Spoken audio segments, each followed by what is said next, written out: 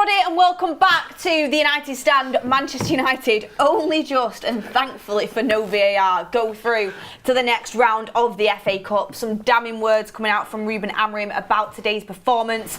It's amazing that we've gone through, and thank you, Harry Maguire. Thank you, Garnacho, for being that super sub.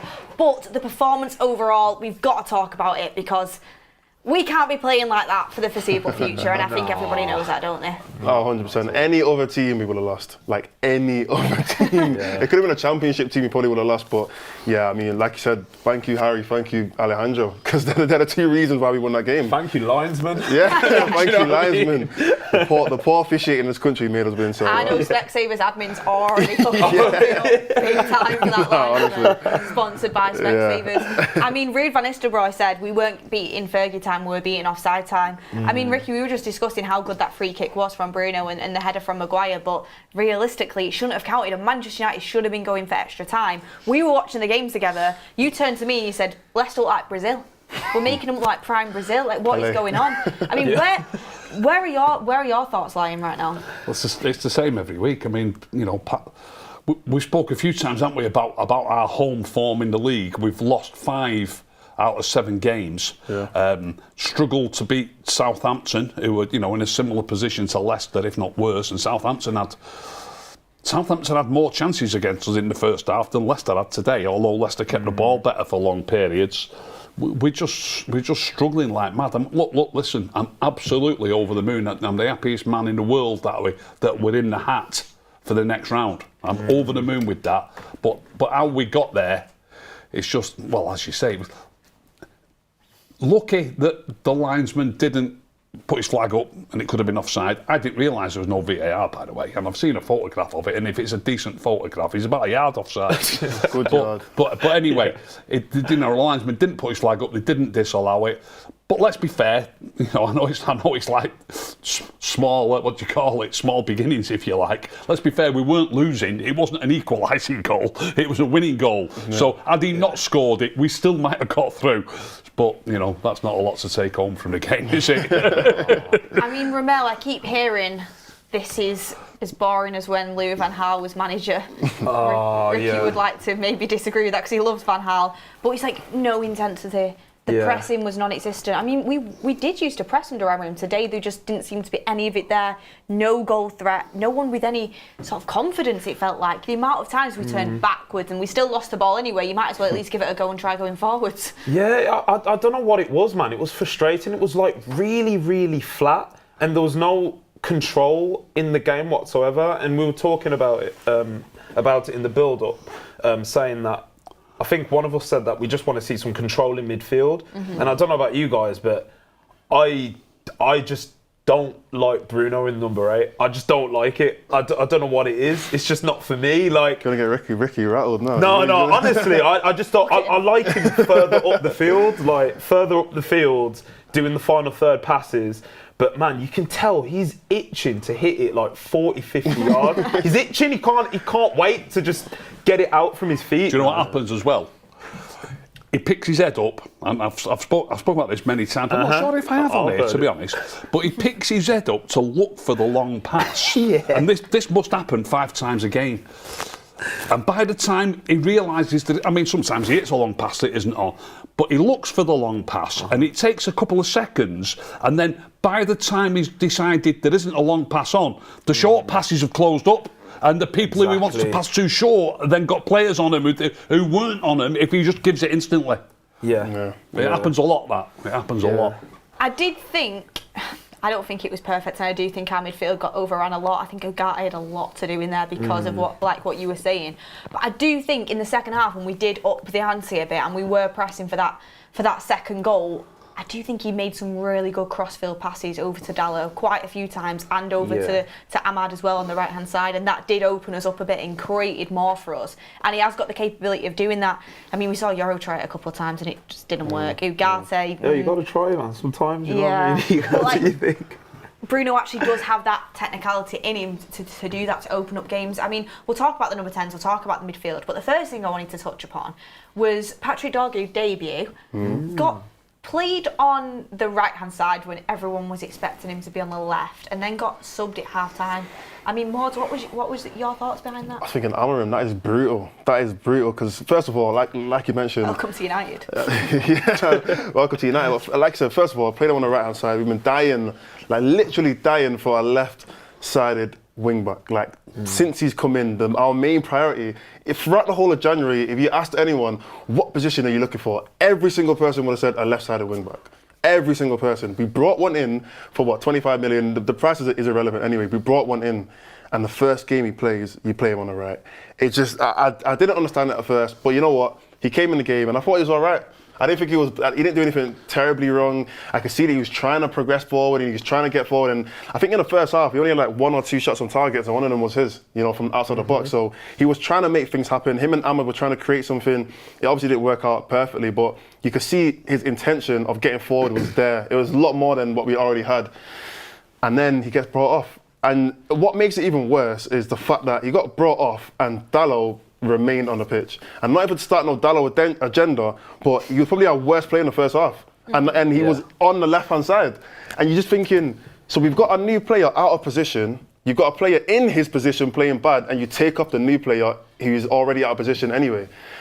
It didn't make any sense. And I said to myself at half-time, Amorim, you better hope you win this game. Because if you don't, then there's serious blood on your hands right now, because you've made a terrible decision, in my opinion.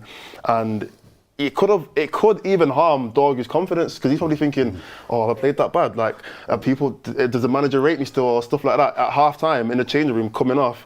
And luckily, like I said, Garnacho, all your teammates as well. Exactly, in front of the whole stadium, he might be thinking, oh, maybe I'm not as good of a game as I thought. I've got to get something in. Yeah, go on. You were here, Mods. I think it might have been a European side, but I don't think Beth was here. Obviously, Rommel wasn't here. But Kevin asked us on a show, when we could bring Dorgu in, who's going to play right wing back, Dalot or Mazraoui? I said, well, it won't be Dalot because he'll still be playing left wing back. Yeah. Do you remember me saying it? Yeah, I remember. You know what I mean? And he still is. Yeah, he has done tonight. yeah. I remember because we were deciding when Dorgu comes in, who's going to start, and I think you said, yeah, Dalot will still start on the left.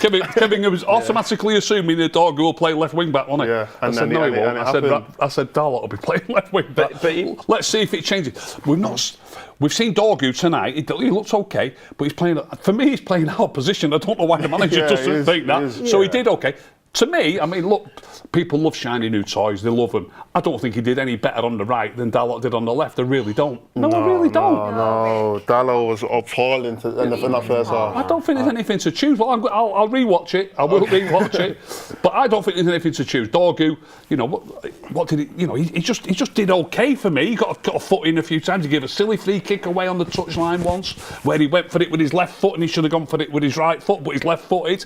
He got into the box where the ball was played to him. It was on his right foot and it got cut out.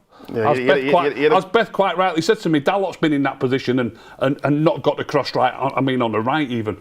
But a right-footed player has got more chance of getting it right. A right-footed player in that position has got more chance of getting it right. To me, he just did okay.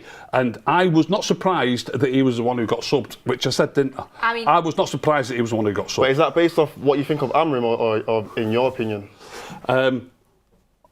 A little bit of each. What I think of Amorim, but I also, like I've just said, and obviously the manager agrees with me, there was I don't think there was anything to choose between the two. And sometimes when a new lad comes in, I know it's not a Premier League game, but it's against a Premier League team.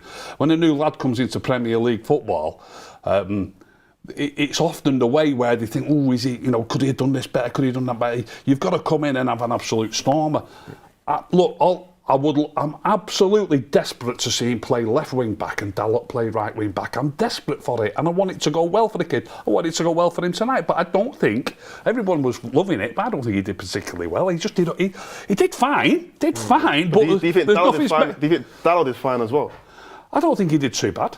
I don't think he did too bad. I don't think there's much to choose. I don't think there's much to choose. He lost the ball a lot. He wasn't getting in the right position. Well, I wish Ruben Amorim was sire because he wouldn't agree with you, would he? But he's been playing him all season. I agree with a lot of things Ruben Amorim did tonight, I'm going to be honest. Fair shout. That's a fair shout. I always say don't trust the managers and the coaches. They don't know much more than we do. I think I'm the minority that just thinks Amorim just wanted to take him off at half-time because he's a new player. I don't think he actually thought he played like particularly bad. Because he was on my where I was sitting. I saw him up close, like, and I just thought, okay, he had a couple nice touches. He actually progressed the ball better on the right-hand side than the left-hand side. Dalot wasn't really providing anything on that side. And I honestly just think he went with something else because he's a new player. So I think we should give him the benefit of the doubt. Do you know what I mean? He trusts Dalot more because he knows him more. But I mean, for me, I walked into half-time and I said, Dalot needs to come off, Dorgu needs to go to left wing back, Amma needs to go to right wing back. And I actually said, I'd either put Garnacho or Eriksen in the 10, but he decided to go with Dorgu off, which, I mean, Ruben Amorim's quote on it actually was, he got asked about why Dorgu was playing on the right, and he said his position, you can see on Y-Scout that he can play both sides. This is the part for me, and do not get me wrong, like, I want Amorim to succeed. I really like the guy. I think he speaks fantastically well, and usually I'm quite behind what he's doing. But today I was sat there and I said, I can't just blindly back something I don't understand.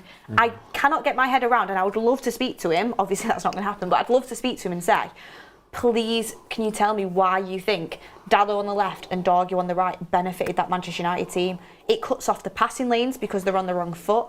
The crossing isn't as good as if they were on either side. And multiple times they both got into positions. I seen Dalot turn back to try and put it on his right foot and get tackled. Dorgu wasn't as strong on his right foot as he was on his left. And also, when you're going into the tackle, you're on the wrong side. I just thought, why make it... I know he can play multiple positions, but why make it even more difficult? And he didn't even change it once, and that's what I don't understand.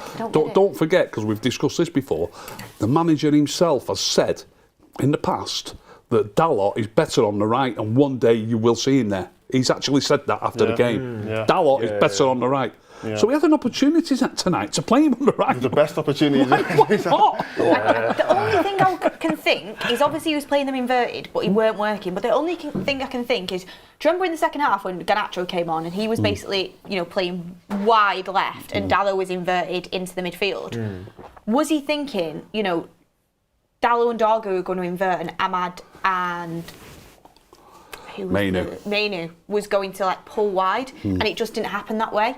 But the majority of the time, different to the first half as well, we were just playing like a flat back five. Flat back five, and there was nothing in the midfield. There was nothing going forward. There was no wonder we couldn't progress. There was quite a few things I thought Amorim got wrong today. He did maybe, though, and we'll get some super chats in a second. There's so many people saying Anana man of the match in the chat. I don't have any idea why. I'm assuming it's coming from Mark's show. Fill me in on that and let me know why that is happening. But I don't know what happened on that one because we went straight into this show. But did Amorim rectify his mistakes with his substitutions? No. I'll be honest, no, because he got. I'm not saying he got lucky in it because he brought on Garnacho. It was his decision, but the Garnacho decision should have impacted the Dorgu decision anyway. Because Garnacho should have still come on. It's just Dalot should have came off. I don't see how he needed to take off Dorgu to bring on Garnacho. Because in my opinion, that was the best change or the biggest change that happened in the second half, and it was like night and day. But a lot of it was because of Garnacho, and defensively they were actually a little bit better. When I was looking at the difference between the first and the second half, the stats, defensively they were a little bit better and they had a bit more control. But that doesn't, in my opinion, it doesn't justify taking off Dorgu because Garnacho has such a good game. It doesn't. You can't say, oh, he just made the right decision because we won at the end of the day. We won because of an offside header. Could have, like you said, he could have easily went to extra time, went to penalties, and we lost. And all of a sudden, it's like, oh wait, so was it the right decision now, or was it the wrong decision? You know what I mean?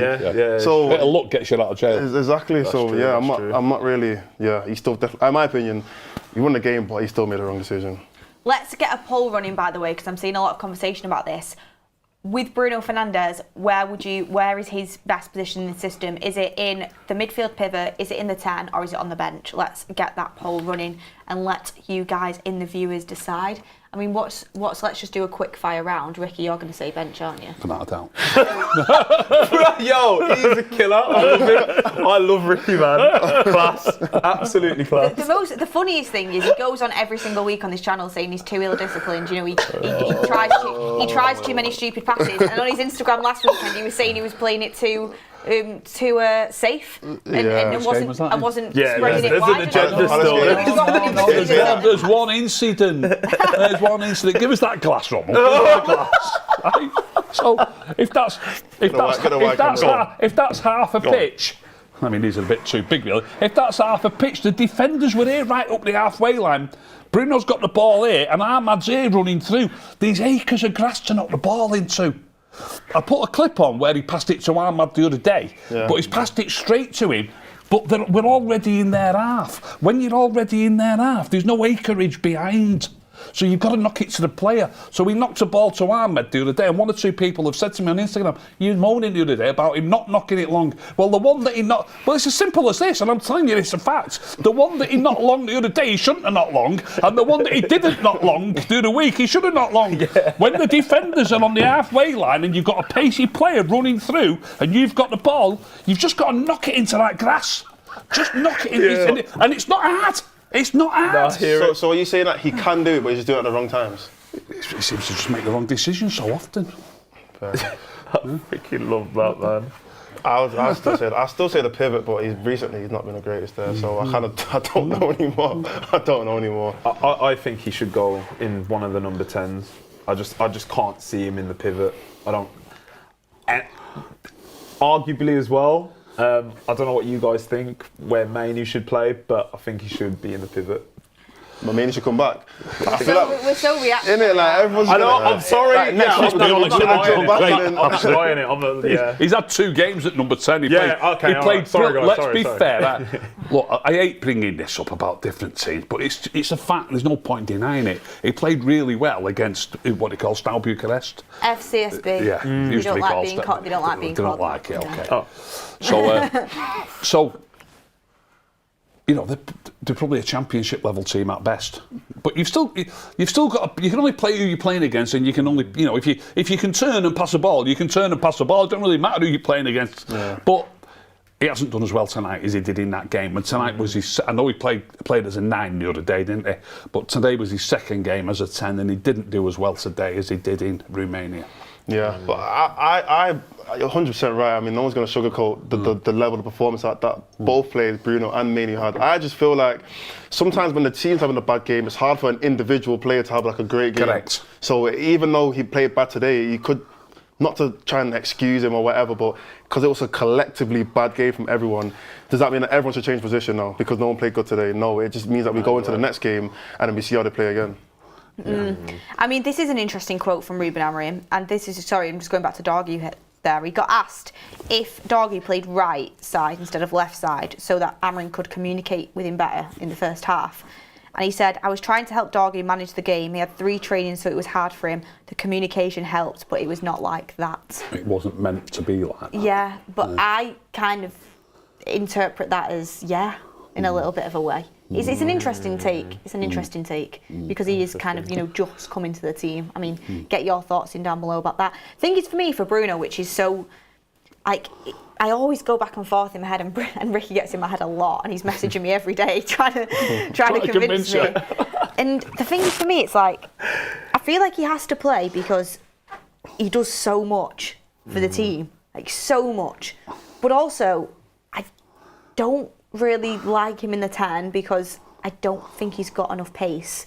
But then, and I think he loses the ball. He doesn't carry the ball great. Like he can't carry the ball over the length of a length of space. I know that's a really poor way to describe it, but he's not the greatest ball carrier. I think that's one of the weaknesses to his game. I like him in the pivot because I do think he's good at dictating play, and I think he's more disciplined in that area, and he can still get involved.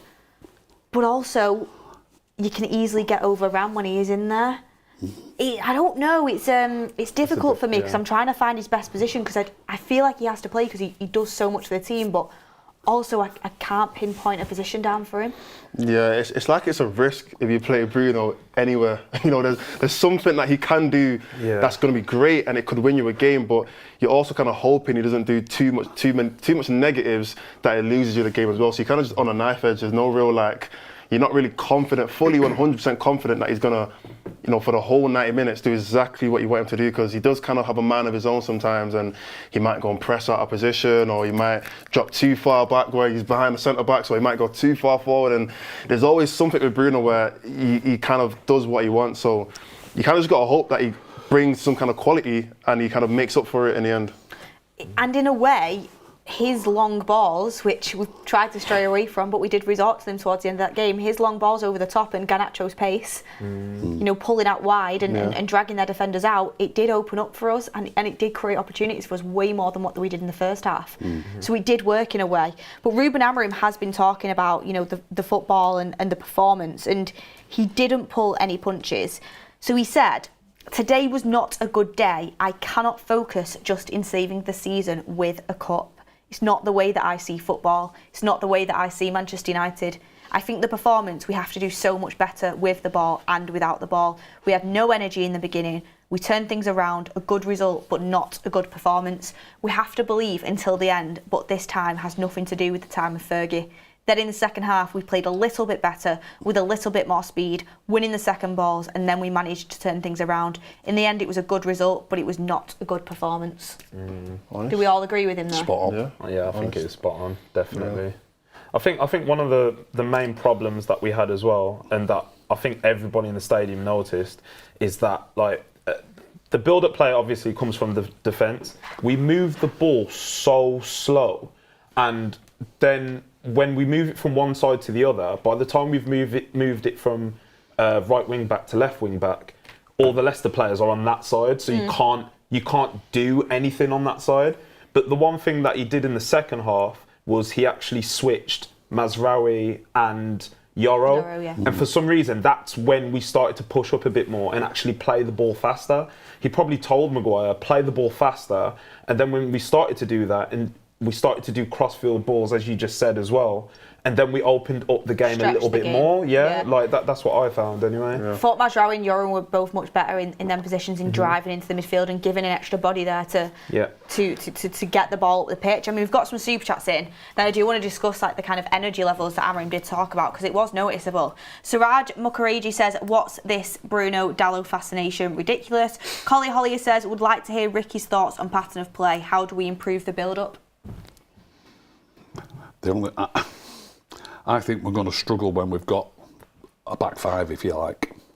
I think we're going to struggle to improve the build-up.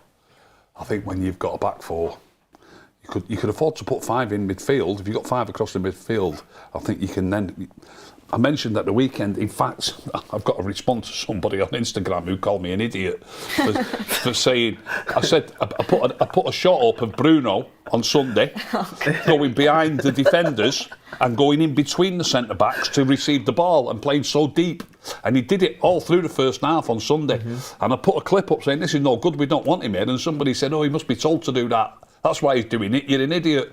Well, I said, well, he didn't do it in the second half. And I actually said, so did the manager tell him not to do it in the second half? And I also said, so let's, because it was only today, I said, let's see what he does tonight. And he didn't do it tonight either. So he did it in the first half against Crystal Palace, and he stopped doing it since, dropping in between the centre-backs and getting the ball. So if he stays in, you need him to be in midfield. I'm going to say him, I mean bodies really. You need people in midfield, or else the defenders have got nobody to give it to, you know, in between the lines. Yeah, because you want to work it through the pitch. You always want to you want to work it through the pitch, exactly. From the defenders to the midfielders to the attackers, instead of one of the midfielders getting it by himself and then trying to work it all the way to the attack.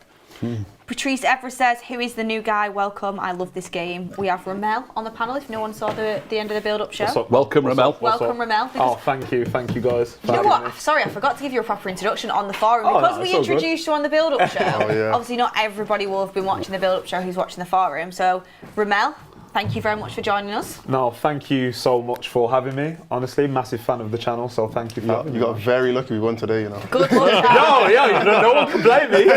Lucky charm, you know what I mean? Fergie time offside goal, that's me, man. You did say you wanted to be a little bit of a super sub. Yeah, that's what I'm saying, man. Anthony Tracy said, Mainu is a Pogba-like problem, not enough goals and assists at 10, lacks defensive awareness at 6. and doesn't have the legs to That's play. a bit harsh when he's played there twice. Goals and assists. He's played there twice and he has scored a goal. Not bad. To be fair, he did get an assist as well, didn't he? Last game. He almost got Yeah, he did. In Romania. But he was playing as a 9. To Dallo. Oh, he yeah. He got a goal and an assist. Correct, Yeah, so he's played 2 games at 10. He's got 1 goal, 1 assist, and they're saying he didn't get enough He goals almost and got an assists. assist against Ahmad in the Fulham game as well. Yeah. Facts as well. So. Patrick Dorgu, super chat. I hate it here already. I'm requesting a transfer.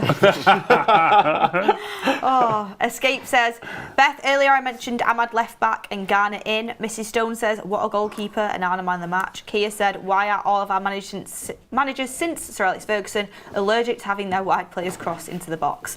Nigel Flynn says, hello, I could be wrong, but I think the reason Dorgu played on the right is Yoro was left centre back and inexperienced, which is why Dallo was there. That could be a shout, to be fair. Palimo says, Amrim taking us back to the Van Gaal era, just pass around and look for a draw. We got nobody to pick up the ball and drive into the final third. One thing I will say is Amrim's spoken about this before as well, and I think it's something sometimes we overlook, and we overlook it, is in his system, because he's mentioned sometimes, the centre-backs aren't quick enough onto their players.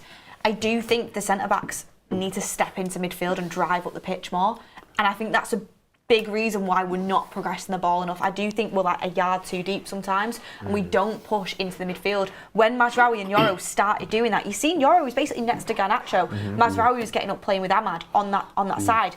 When we had a little bit more confidence or balls, put it that way, because we needed to go and get that goal, and it was late on in the game.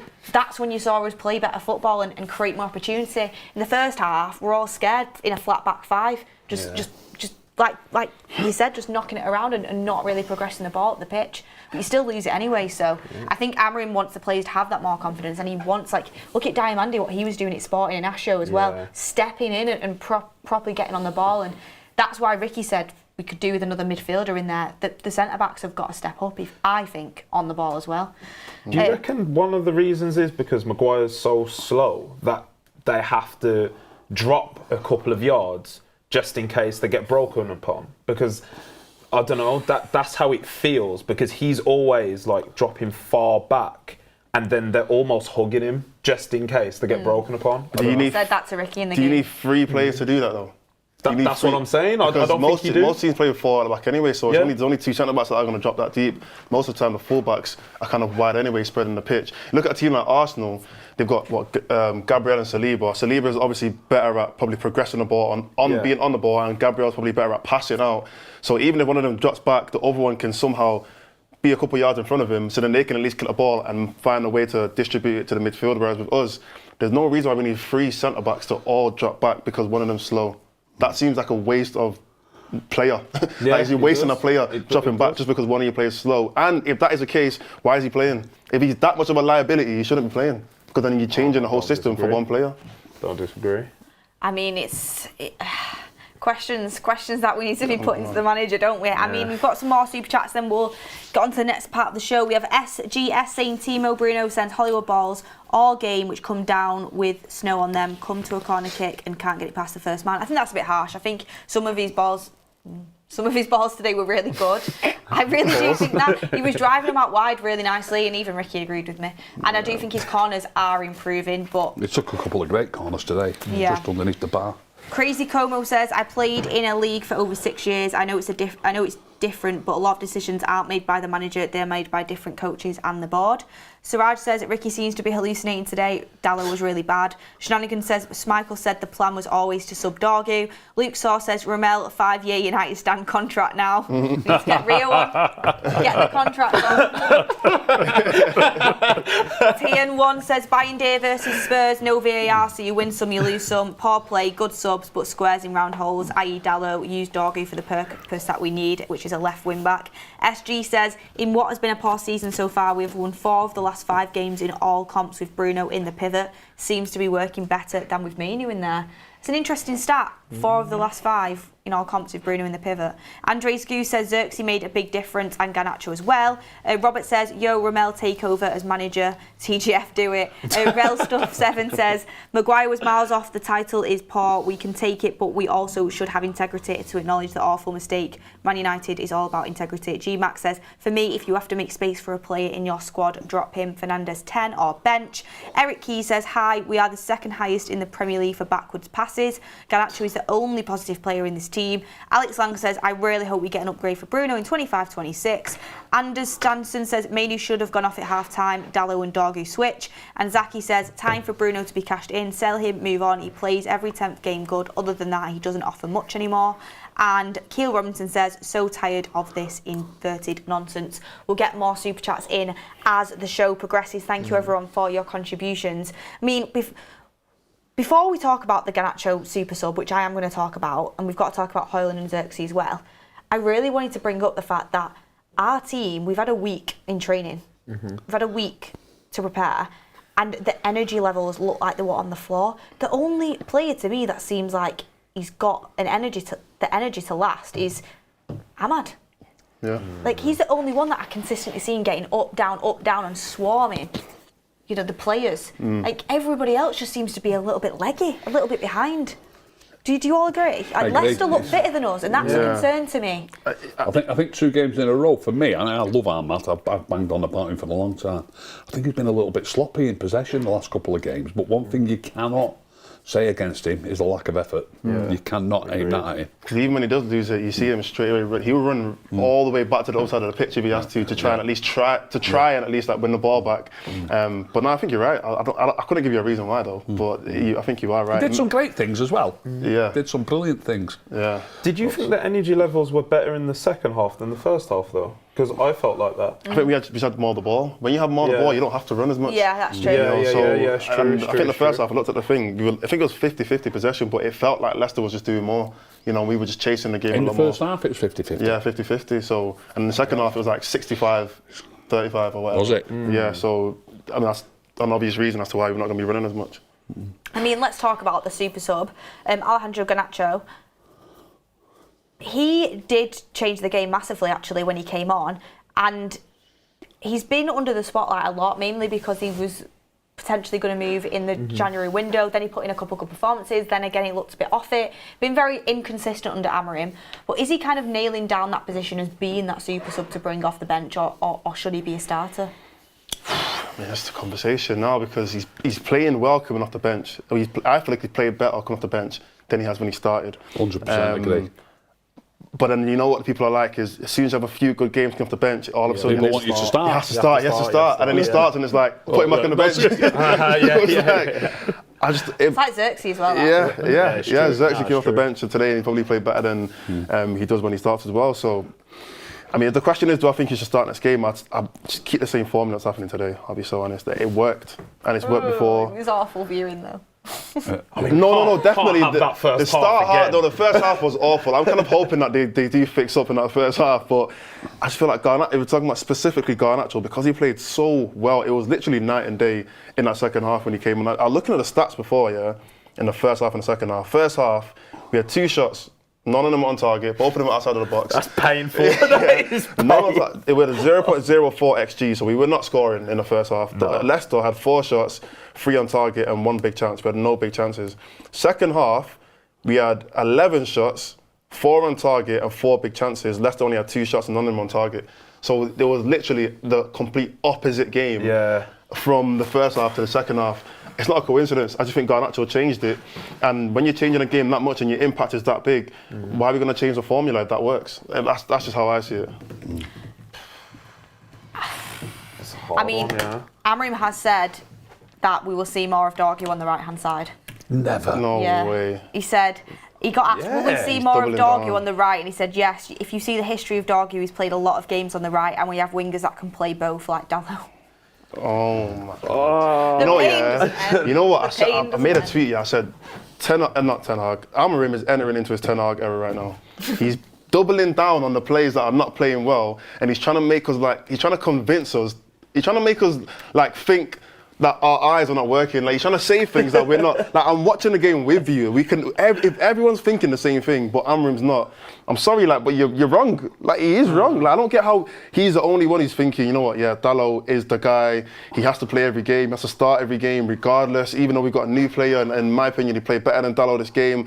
Dalot is still the guy who is the most versatile. But we're watching it and I'm thinking, he's arguably been our worst player this season. In terms of performance level and expectation, he's probably been our worst player. So how is he still saying like he's going to be playing Dalot on the left when I just don't get it? He's into it. He's into his Ten Hag era right now. And that's what Ten Hag did with about 5 players and he ended up getting him sacked. Odd. No punches pulled there from you. I mean, going back to Alejandro Garnacho and his impact on the game, he has had a lot of criticism, but one thing you can't throw against him is he does make things happen. And that's often, you know, everyone says, well, what's his attribute? What's he good at? He does make things happen. And I do think he's improving in terms of looking up and getting these crosses into the box, beating his defender, getting the crosses into the box. Still a couple of decisions where it's like, you've got to pass that instead of shooting.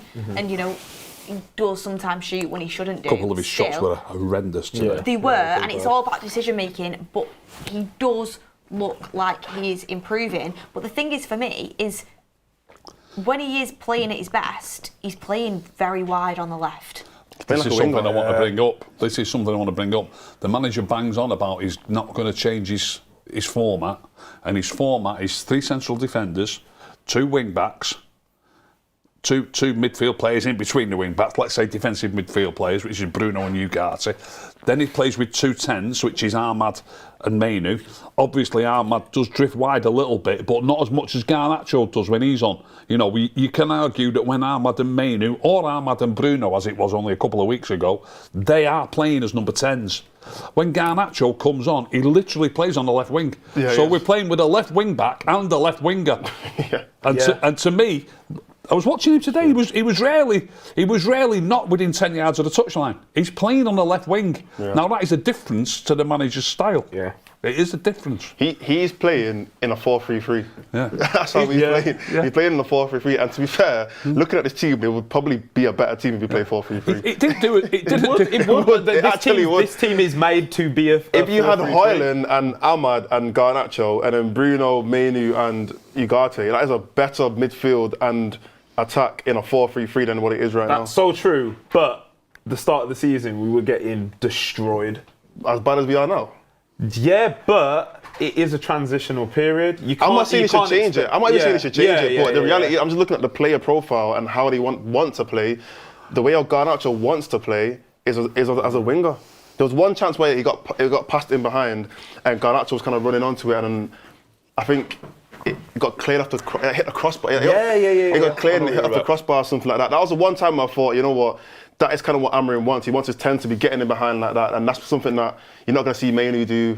You might see Ahmad do it, to be fair, because he can, but you're not going to see Bruno getting in behind like that. He's not really that kind of player to just have pace and beat the defenders. So that kind of worked, but for the majority of the time, the ball was getting to Garnacho's feet and he was trying to take on the defender, and it was working, but that's what a winger would do.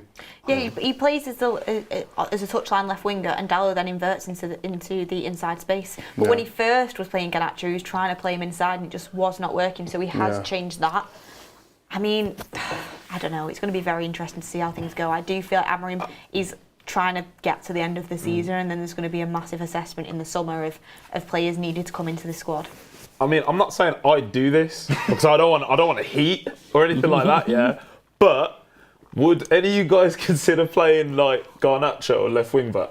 I'm just saying. I'm not saying I would do it. I'm not saying I would do it. But all I'm saying, bro, I even did a disclaimer. I even said a disclaimer. Okay. Suggested it. No. I just thought I'd make conversation. No, but I'm just saying because he's so close to the touchline, and everyone's saying he's hanging. We're playing with the left wing back and the left winger. Obviously, defensively, he might get cooked. He will get cooked. Yeah, but maybe he could be that guy, you know what I mean? I know what you mean. I'm just saying, man. You know what it is? Shall I tell you something with that? I think if we're playing a game where we have literally like 70% possession, I think he'd thrive there. Yeah, I think he'd do so well there. He will literally be in the position that he wants to be, and he'll have players running off him. So he's not going to get double double teamed or whatever. He'll have a 10 running in behind to drag defenders. He'd have so much more space to cut inside. It'll be perfect for him. But that's just not happening. I'll tell you this. That's just not happening. I'll tell you this for nothing. He's got more chance of playing there than Dorgu because he's right-footed. Yeah, it's true. It's true. Yeah, it's true. It's true. Yeah. You're right. Oh my gosh. I mean, let's get some super chats in and let's have the Hoyland and Xerxes conversation for the 5th time in the past 2 days. Keil Robinson says, that's it, bring in Southgate. No. Oh.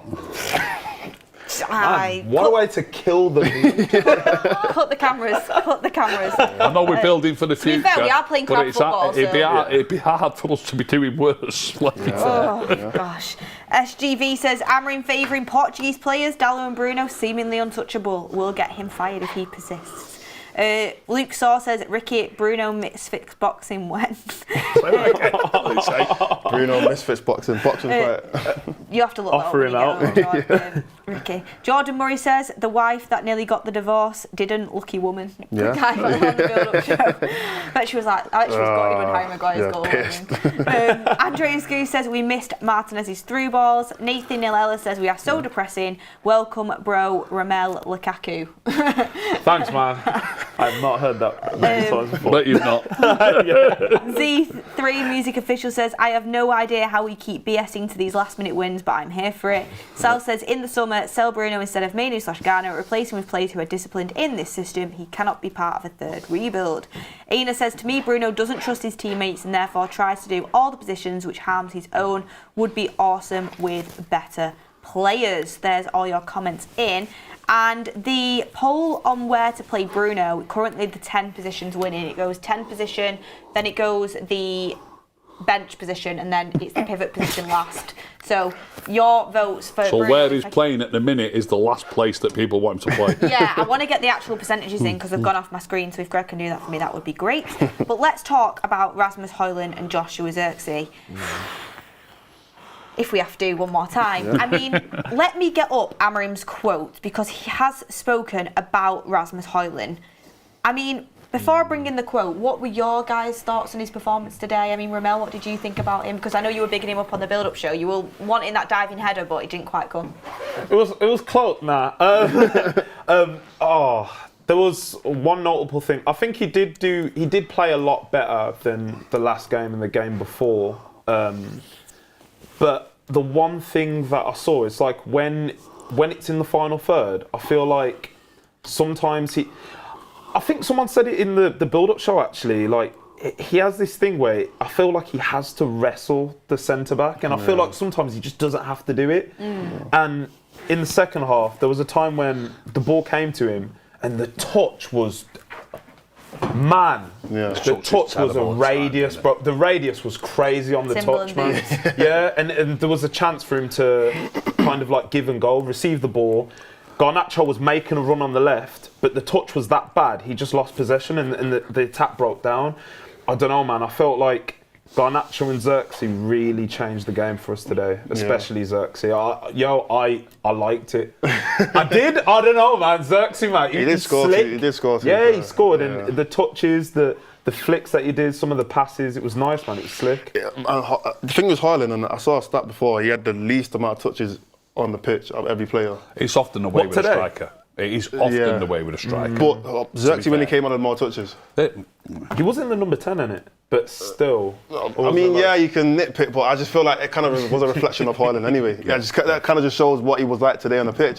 And a lot of times, I mean, we were watching it, and I can't remember the exact moment it was, but I think it must have been Garnacho must have gone down, on the wing or in that inside channel, and he's gone to cross it, and the run that Højlund made, there was no way on earth he was ever going to get the ball. Not even to try and, again, like even to start some hate agenda, but I just looked at the run and I thought, there's no way you thought he was going to get the ball in that position. Like, a striker makes a run to get...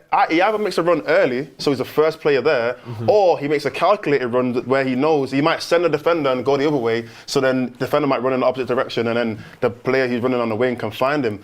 The run that he made, there was just no way on earth he was ever going to get the ball, and he did that about 3 times a day. And there's a reason why I think he had 2 touches in the box. 2 touches as a striker. think one of them was the one that then went to Xerxes. One of them, technically, that was a shot. That was probably a shot even. It was even really a touch. So, the amount of times the ball came into the box, though, and it felt like... There was no one there. Always, yeah. It's crazy. But we have a striker. Why is there no... I get it, it shouldn't only be one person in the box. But your striker should be in the best position because that's his area. We did start to gamble more in the second half again. I remember speaking to Bruno Fernandes in the Czech Republic and I said, why can't we score goals? And he says he doesn't think we're confident enough in the final third and we don't get enough bodies into the box. Again today, we looked scared to get people into the box, scared that we're going to get caught out. In the last 20, 30 minutes, we were getting people in the box and we were making we're making more chances for ourselves to get that goal. A lot of times, to be fair, the cutbacks did seem to go to the edge of the box and the players had already made the runs. Where's Scott McTominay when you need him? But it's frustrating. I mean, do you want to hear what Amorim had to say on Højlund? So he said, a striker needs a very good team to deliver very good balls to him and we are not helping our striker at the moment. But he also said he needs to understand that sometimes he needs to do a job without touching the ball. He can't be frustrated in the next play because he will have a situation near the goal, so he needs to be calm. How do you interpret that, Ricky? I think he's saying that the work that he does off the ball, occupying the defenders, is an important job. And, it probably we all say, don't we, that Xerxes seems to do better when he comes off the bench and, it might. Well, it does. It's got to do because Xerxes doesn't do so well when he starts, does he? Yeah. So with somebody else taking all the punishment, if you like, and just working hard and getting stuck into the defenders helps when the next player comes on and everybody else is a bit more tired. We're not going to win Premier Leagues and European Cups playing like that, but. It's where we are at the minute, isn't it? It is. I mean, Xerxes also having that impact coming off the bench. Is he now turned into that sort of sub that you bring on and you let Højlund start the game and then bring Xerxes on just until the end of the season because he does seem to have that impact when he's entering the pitch? I'd do that every week. Would you? Yeah. I don't know. The only difference for me is that, for example, with Garnacho, we have other 10s that can do a job. So it's like, if we don't start Garnacho, I still feel like whether it's Mainu or Ahmad or Bruno or even Ericsson playing the 10, I still feel like those guys can do a job and on the right day, they are going to do a job. With Xerxes and Højlund, I'm not convinced that if Xerxes doesn't start, we're going to be better. Yeah. I don't see it. I don't see the level above if Xerxes doesn't start if Xerxes doesn't start. So to me, he could start next week and be. It's either we're going to be better or we're going to be the same. There's no decline if Xerxes starts, in my opinion. Of course, he didn't. Excuse me. He didn't come on for Højlund today, did he? He came on while Højlund stayed on. Did Højlund play the full game? I think he did, didn't he? In the end. I think he did. Maybe. I think he did. I think he did. Yeah. Mr. Miracle said Amorim also said the team needs to do more to create for Højlund. At the end of the sentence you read out, he did. And to that, I would reply to Amorim, you probably would create more for Højlund if you put left-footed Dorgu on the left side and right-footed Dowell on the right side and allowed them to get crosses on the strong foot. Do you know what I mean? Without doubt. Oh, God. Without a shadow of a doubt. Yeah, it's kind of obvious now. That's the thing, I just don't understand it. I mean, does it worry you guys, and get in the comments as well, and this is another thing I wanted to bring up, does this worry you that bar de Ligt, and that's obviously a debate, this is Amorim's best team at his disposal from now until the end of the season? In his mind, I know yours might be a bit different, Ricky. The starting lineup you're talking about? Yeah. It's a bit concerning, isn't it? It's got to be. We can't struggle. We're just struggling against everybody. I know I just checked it actually. When you said we've won 4 of our last 5 games, which is obviously a proper decent run. I've had a look at it. Has been shocking. One of them's Bucharest away. One of them's the game tonight, Leicester, who were in the relegation, and one of them's Rangers. So three of the games are against teams who either are or would all be in the relegation zone if they were playing in the Premier League. Bruno's been a reason. The one exception being Fulham away, which was a good win, Fulham away. Yeah. It's just sometimes when you look at these runs, people use people use these stats, don't they? They're great. I mean, obviously, if you go unbeaten for 14 games, you're bound to play 2 or 3 really good sides. But when where we are, when you look at it and go, we've won 4 of our last 5. doesn't really mean a lot, especially when you look at who you've played against. We could lose 5 of our next 5 easily. Yeah, no. We've got Spurs next, so it's going to be a difficult game. I mean, Ramel, would you consider playing Xerxes and Haaland together more often and maybe putting Xerxes into that 10 role?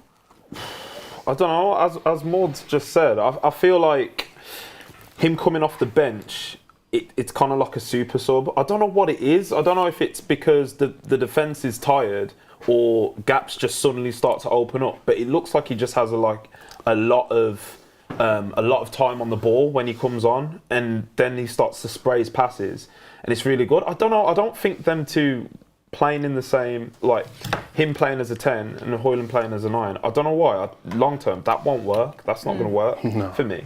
Both of them on the pitch at the same time. Yeah, it's for just 90 minutes. Yeah. Exactly. I refuse You to wouldn't. They shouldn't start. That should not be in our starting lineup. So I don't think it should be something we should go to. Yeah. It should be a different thing. There's a lot of criticism in the chat for Kobbie Mainoo today, actually, in terms of his performance. It wasn't a good one. Would you still play him at that number 10 in the next game? You're going to Spurs away next week. Would you still play him in that 10? Would you go for the similar lineup we did today, even though the performance was poor in the first half? I'd probably go for the like you said, probably bar de Ligt. It's the same. It is our best team. Like bar de Ligt, it probably is our best team. You could probably sub out 1 or 2 players. I think in the build-up show, I thought I was going to put Collier in the team to start, just because he's not played a lot of games recently. Definitely not started a lot of games anyway.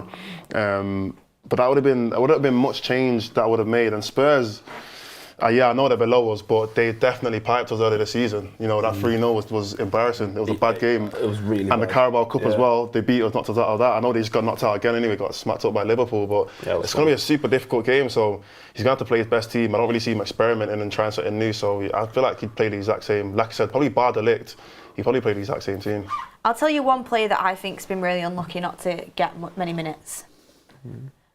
Christian Eriksen.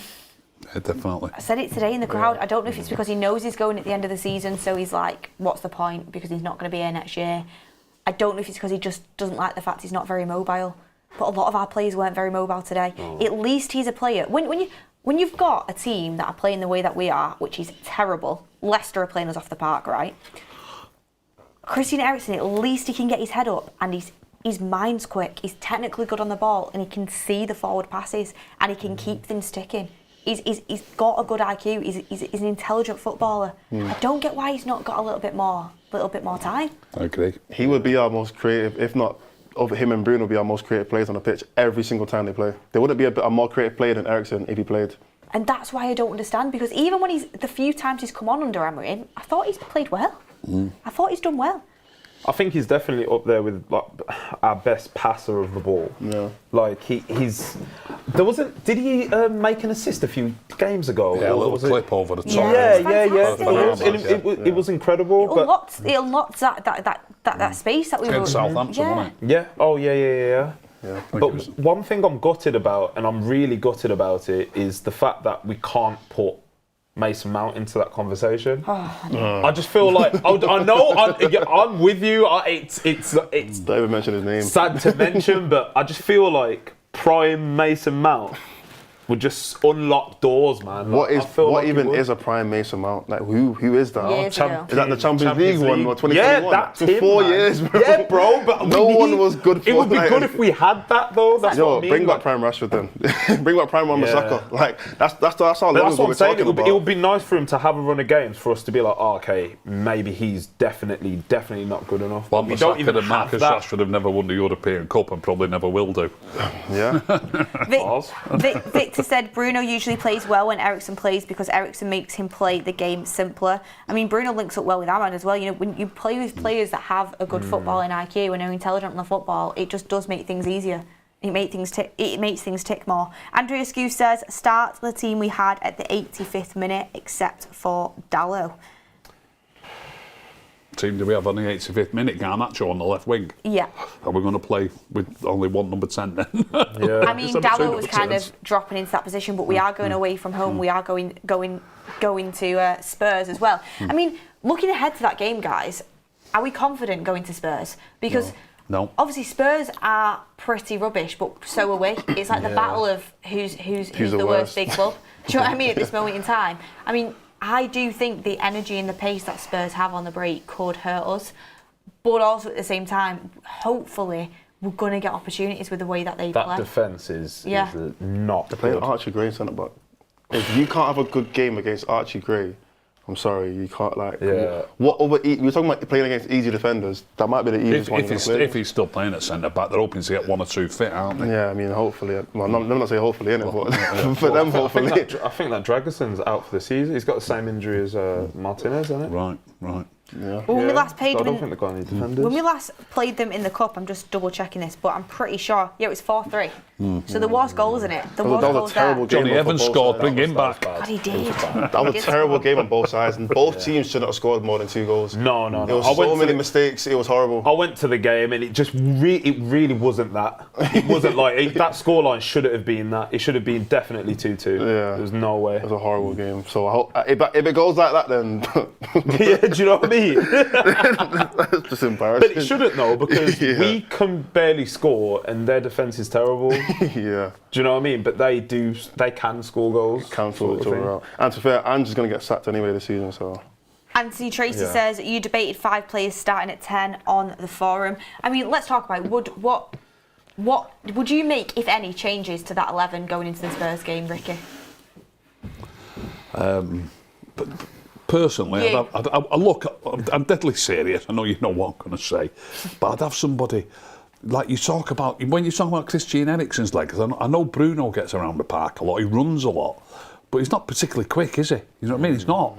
So I think Collier could be an important player in that game. You know, when they've got Bissouma and Papisar, as he called. You know what I mean? I think we need a bit more legs and a little bit more physicality.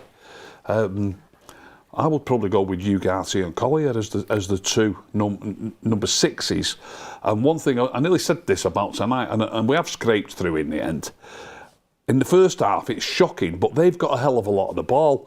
And the thing with Mainu playing as a number 10, he automatically drops in to help because it's his normal position in midfield. Yeah. So I know it's only Leicester today, but maybe we were still 0-0 at half-time because we've got Mainu helping a lot in midfield. You know what I mean? They had all the ball. Yeah. So against Spurs, that could be important. So when they've got the ball, if you keep Mainu at 10, and Ahmad at 10, and you've got Ugarte and Collier. Can we clip this up and send it to the club?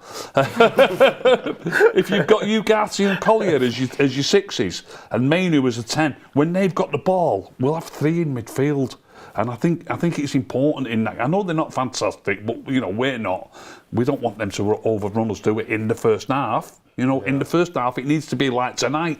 You know, keep it tight, don't let them score. Mm-hmm. And then obviously Ahmad as a number 10, he's got the pace, he might get you something on the break or whatever. And a striker to battle with the defenders, like which would obviously be Højlund. You know what I mean? And I would probably, I mean, it's only a positional change. I would switch Dalla and Dorgu to the opposite flanks. I think, that's and I think I honestly think that'd be a decent team. I really do. I really like what you're saying there, Rick, and I do think you're making a lot of sense. But does anybody else want to see Ahmad at wing back? I like him at wing back, without a doubt. Yeah, I do like him at wing back. I mean, he gets on the ball more. I like. Yeah, I think he has more touches of the ball, like way more when he's at wing back. But my only thought is when we're defending, he might just get caught. Like in a bad position. Yeah, but the others might anyway. He didn't today when he went to wing back. I think if we do that, sorry, Ramel. If we were to do that, we've got to also try and look after the ball. I wouldn't be against Ahmad playing at right wing back, Dorgu, but he'll probably pick Dalla. You know, but if you have either of them 2 at left back or left wing back and Ahmad right wing back, your 2 10s to start with have got to be. Eriksen and Mainu. I know it's not pacey, but we can look after the ball better. And the more you look after the ball better, that helps you to not concede. It's not conceding is not just about making loads of tackles and running around like a madman. Do you know what I mean? The more you look after the ball, the less they've got the ball, the less chance they've got of scoring. So I wouldn't mind Ahmad right wing back, and I wouldn't mind Mainu and Eriksen. You've got 2 proper midfield players then as your 2 10s, and when they've got it, we'll be hard to break down. And if we can Do you know, if we've got to stay in the game, a little bit like we've done tonight, but it's only Leicester tonight.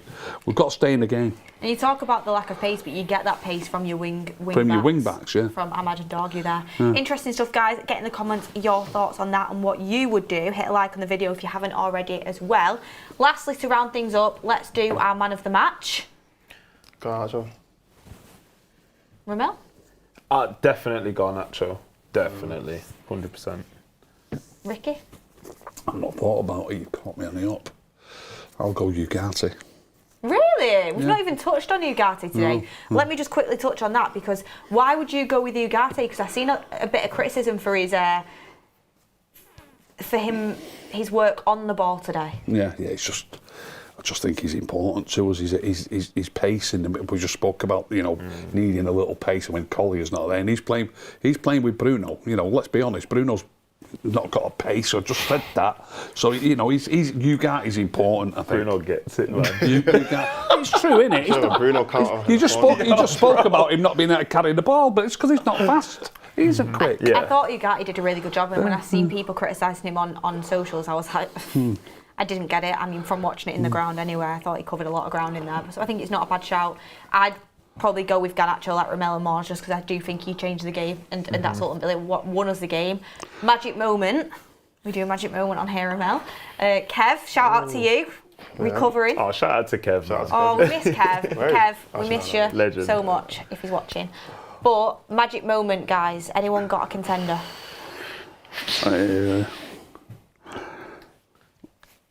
Maybe the linesman? Maguire. I was about to say. Linesman making me go home early? I think it's got to be Maguire's header or Bruno's fantastic free kick. Either or. Fantastic free kick. Yeah. That nobody would talk about if there was VAR. Honestly. Richie's got balls. No, they would still talk about it. Though. They just said that it was a good free kick that was offside. Honestly. It was a great free kick. Mazraoui's tackle someone put in there. He did make a really long bursting run back to the left back spot. Yeah. Yeah. That was a great class. tackle. Yeah, I forgot about that. Well, everyone, what are we... Quickly, sorry. Are we all predicting a win for Sunday then? Next Sunday? So what are you saying? I don't know. At this point, it's the fact that, do you know what it is, right? I know we need points in the league, especially at Spurs, because they're actually below us in the Prem, which is wild. We need points so badly, but at this point, I would rather see us maybe lose, but at least play well. Do you know what I mean? Like, I just want to see us play well. We do tend to do better. You know, if you look at some of the away games we've played, I mean, even Fulham recently, Fulham, a decent side. I know they're not one of a massive club, but they're a decent side. We've won at Fulham, we've drawn at Anfield, drawn at Arsenal, beat them on pens, playing with 10 men. True. And beat City. I know that was 8 weeks ago now, but beat City. We're doing great in tough away games. Whether they'll look upon it as a really tough away game and playing the same format, I don't know. But maybe if he does, I think we've got a chance. Looking at the table, I don't think we can lose. I'll be so honest. Like we are 13th, and it might sound like we've been 13th for ages, but if we lose, we could be 16th, and the only teams below us are in a relegation battle. Yo, you're better than me. I can look at that. So who could go above us? Who could go above us? Tottenham, West Ham, and Everton. Everton 3 points behind us. We have a game in hand, and they got better goal difference. Oh. So Everton. all three of them could go above us, and it'd just be Wolves, Leicester, Ipswich, and Southampton. We are the closest team to relegation. I take it back. We need the points rather than a performance. Definitely need them points. Let's start the optimism now, then I'm predicting a win next week. What about a performance and a result? Wouldn't that be amazing? True. True. It's a lot to ask for, though. Oh, wow. Looking at the table, not nice. Yeah, but we're not going to be relegated because Leicester... The other thing is... relegated. Leicester are on 17 points, we're on 29 points. Yeah, we ain't getting relegated. But we'll be the closest team to relegation battle. We could be fourth bottom, couldn't we? Yeah. That's not right, man. Crazy work. Can I just say as well, I'm sorry about this, but I am absolutely desperate for Everton to win their next game. Because it's Liverpool. It's Liverpool. Yeah. I'm desperate for them to win it. I think they could as well, you know. Moyes has got him going, yeah. Liverpool are playing very well, right? Very, very well, yeah. I'll take a draw, but I'd love them to draw or win that game. Take a draw, yeah. Well, anyway, guys, that is the forum because I need my sleep. I need to go to bed. That, you know, some people are nodding off in the stadium. Actually, in the stadium, genuinely. But anyway, guys, thank you for watching. Thank you for all your super chats. Please hit a like on the video before you go. Mods, thank you. Ramel, great debut. We got a win. Thank you, man. Thank you for having me. Pat. Appreciate it. No, thank you. Well done, mate. Thank you. And The your legend entertainment himself. sorted because you were sat next to Ricky. Honestly, it's not like it is like just watching it on YouTube. You're all class. Honestly, you're all class. As soon as Ricky walked in, I was like, the living legend. Honestly, I was in awe. I was like, I need him to sign something. But no, all jokes aside, no. Well done, mate. No, thank you for having me. I really appreciate it. You're 1 for 1 though. You are a lucky charm too. So, you know what? Yo. Come back the next game, we can get another win. Oh, yeah, I'll say no more anytime, just shout me. And Ricky? You could also think of it in a different way. Don't come again because you don't want to lose that. True. You've got an 100% record. 100% record. Yeah. It's like rude, isn't it, in the interim? Only joking, mate. Only joking. I'm like, just, honorary Kev. Yeah. You know what I mean? Hold tight, Kev. Thanks, darling. Ricky, thank you very much. Thank I you. look forward to the Instagrams. Okay, I'll stick a few up tomorrow. Rick the Red on Insta, go and follow him. Look, everyone, thank you for watching. Enjoy your weekend. Thankfully, you can now. We got the result over the line. We will be in that draw for the next round of the FA Cup, and we will see you on the next one.